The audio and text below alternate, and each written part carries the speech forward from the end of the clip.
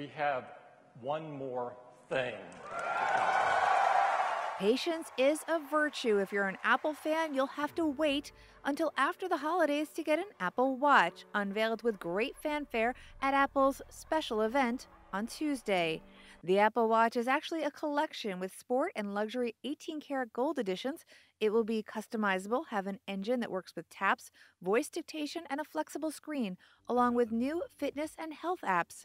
But it also requires an iPhone, specifically an iPhone 5 or newer. Prices will start at $349, but will consumers buy it?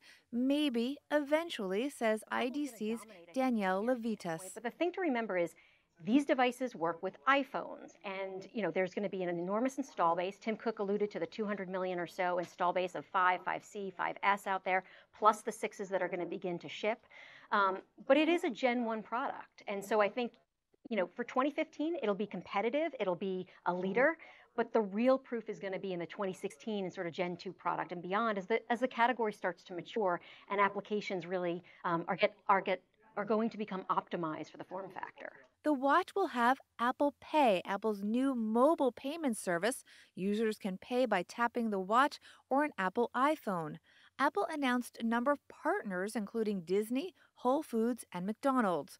Those partnerships and the Apple ecosystem will help it succeed where others have not, says Forrester Research's Danae Carrington. Certainly the embedded base of consumers with roughly 800 million cards on file through the iTunes platform that they already have. The partnerships with both networks and issuers to create this sort of digitized card experience. That is something that no other wallet experience has done to date.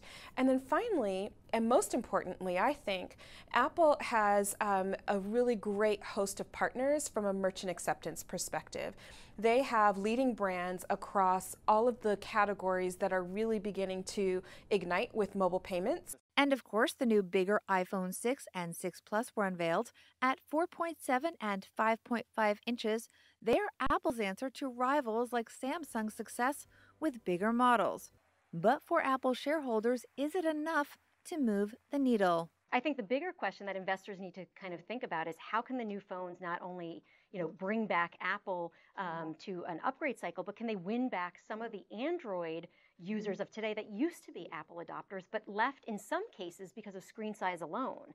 And I think that there's a lot of sort of short to mid-term upside for Apple in terms of the phone piece. I mean, I kind of feel like the watch is a long-term bet, and I think it's incredibly important, but for the short term, it's about the phone. Apple stock, volatile throughout the presentation, closed lower.